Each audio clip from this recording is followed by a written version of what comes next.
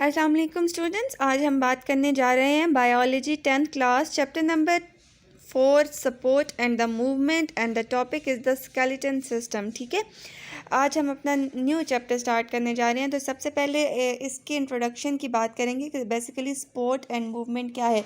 देखें, सपोर्ट जैसे कि नाम से जाहिर है कि कोई चीज़ सपोर्ट कर रही है, और मूवमेंट को कहा जाता है। ठीक है, कोई मतलब मूवमेंट है, जैसे यहाँ से वहाँ लोकोमोशन है या मूवमेंट है। ठीक है, आज इसके बारे में हमने जो है डिस्कस किया कि सपोर्ट एंड मूवमेंट क्या है। अब अगर हम लोग अपनी बॉडी के सिस्टम के लिहाज से बात करें तो हमारी बॉडी में जो स्केलेटन सिस्टम है, जिसमें बोन्स आ जाती हैं, कार्टिलेज आ जाते हैं। ठीक है, इसके अलावा टेंडन्स हैं, लिगामेंट्स हैं, ये सब हमारे जो है मसल्स आ जाते हैं। ये सब हमारी बॉडी को सपोर्ट कर रहे हैं, जिसकी वजह से हमारी बॉडी के डिफरेंट फंक्शंस परफॉर्म हो रहे हैं, हमारी बॉडी को प्रोटेक्शन प्रोवाइड कर रहे हैं। ठीक है, तो और इन्हीं की वजह से, हमारे मसल्स की वजह से मूवमेंट जो हो रही है। तो इन सारे पार्ट्स के बारे में हम इस चैप्टर में पढ़ेंगे। ठीक है, अब स्केलेटन सिस्टम की बात करते हैं। तो सबसे पहले, why do organism need the skeleton?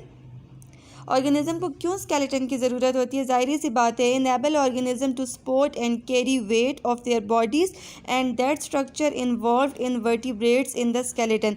अब स्केलेटन सिस्टम ज़ाहिर सी बात है वेट को कैरी करता है, सपोर्ट करता है हमारी बॉडीज़ को, हमारी बॉडी को एक डेफिनेट स्ट्रक्चर प्रोवाइड कर रहा होता है। और aquatic animal receive some lift from surrounding water called buoyancy. और जो एक्वेटिक एनिमल्स हैं वो लिफ्ट ले लेते हैं ना वाटर के अराउंड, जैसे बायोंसी कहा जाता है।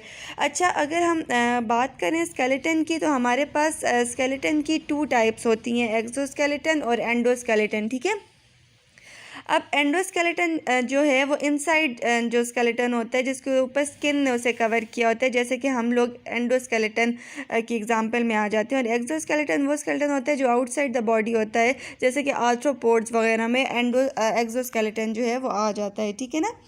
अच्छा, अगर हम ममेलियन के स्केलेटन की बात करें जनरल, तो ममेलियन के स्केलेटन को 2 मेन पार्ट्स में डिवाइड किया गया है, एक्सियल स्केलेटन और अपेंडिकुलर स्केलेटन। ठीक है, skeleton of mammal is divided into 2 main parts. Axial skeleton की हम पहले बात करते हैं। एक्सियल स्केलेटन में हमारा हेड और ट्रंक रीजन आ जाता है। ठीक है ना। Axial skeleton lies in the centre of the body. ये हमारी centre of the body, head और ट्रंक है ये। ठीक है, ये हमारे सेंटर ऑफ द बॉडी में ये पार्ट्स जो है वो आ जाते हैं। ठीक है, lies in the centre of the body include skull, vertebral column, ribs and sternum. ये इसके पार्ट्स हैं, जिसमें सबसे पहले स्कल आ जाता है, जिसने ब्रेन को कवर किया होता है। नेक आ जाता है। ठीक है, वर्टिब्रल कॉलम आ जाता है, रिब्स आ जाती हैं, और स्टर्नम जो है वो आ जाता है। ठीक है, ये हमारे पास ये क्या है, ये हमारे एक्सियल स्केलेटन के जो हैं वो पार्ट्स हैं। ठीक है ना। इसके अलावा अपेंडिकुलर स्केलेटन की अगर हम बात करें, तो appendicular skeleton lies on either sides of the body. Appendicular skeleton जो है वो हमारी साइड्स ऑफ द बॉडी, जिसमें हमारे आर्म्स हैं, हमारी लेग्स हैं।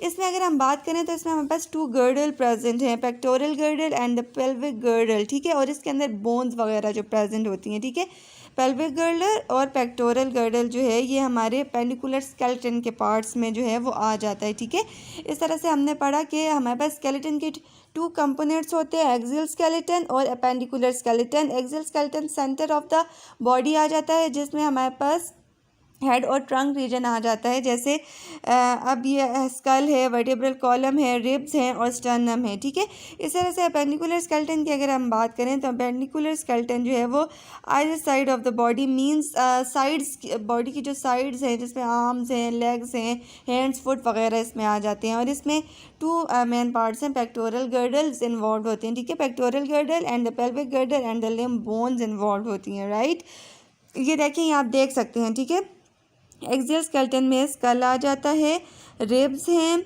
स्टर्नम है और वर्टिब्रल कॉलम आ जाता है। देखें, skull, ribs, sternum and vertebral column. ठीक है, और इसके अलावा जो अपेंडिकुलर स्केलेटन है, इसमें पेक्टोरल गर्डल है, शोल्डर जो आ जाता है। ठीक है, इसके अलावा पेक्टोरल लिम्स, आर्म्स वगैरह। इसके अलावा पेल्विक गर्डल है।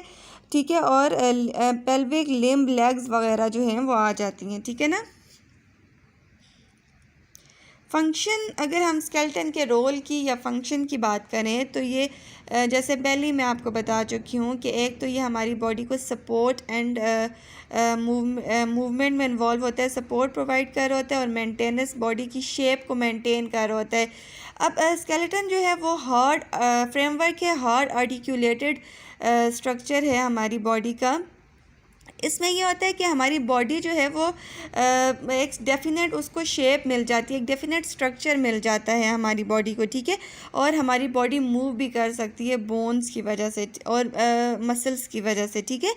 अब skeleton hold body upright and give animal shape and form, वही बात कि स्केलेटन जो है वो बॉडी को उसने होल्ड किया होता है अपराइट एंड एनिमल को शेप और फॉर्म वगैरह जो है वो प्रोवाइड कर रहा होता है। Provide a framework for tissues and organs, हमारे बॉडी के डिफरेंट ऑर्गन्स को और टिश्यूज़ को जो है वो सपोर्ट और प्रोटेक्शन प्रोवाइड कर रहा होता है। जैसे अब स्कल है ना, तो स्कल जो है वो हमारे ब्रेन को प्रोटेक्ट कर रहा होता है, ठीक है। इस तरह से अब रिब्स वगैरह जो हैं वो हैं। इसके अलावा अब देखें, अब यहाँ पे डिफरेंट टाइप्स ऑफ बोन्स हैं, ठीक है। हमारे डिफरेंट टाइप ऑफ स्केलेटन में हमारे लिवर्स हैं, हमारा जो लिवर है, हमारा हार्ट है, वो डेफिनेट शेप और उन्हें प्रोटेक्शन प्रोवाइड, हमारे लंग्स हैं उन्हें प्रोटेक्शन प्रोवाइड कर रहा है, हमारे इंटरनल ऑर्गन्स को प्रोटेक्शन प्रोवाइड कर रहा है और उनके ऊपर एक कवर की तरह जो है वो बना हुआ है ताकि, और इनडायरेक्ट रिलेशनशिप हो जाता है उनका एनवायरनमेंट से, क्योंकि ये प्रोटेक्शन प्रोवाइड कर रहा होता है, ठीक है ना। तो आज हमने स्केलेटन सिस्टम की बात की जिसमें हमने उसके कंपोनेंट्स की बात की और हमने रोल ऑफ स्केलेटन की बात की। Hopefully you understand it. Thank you.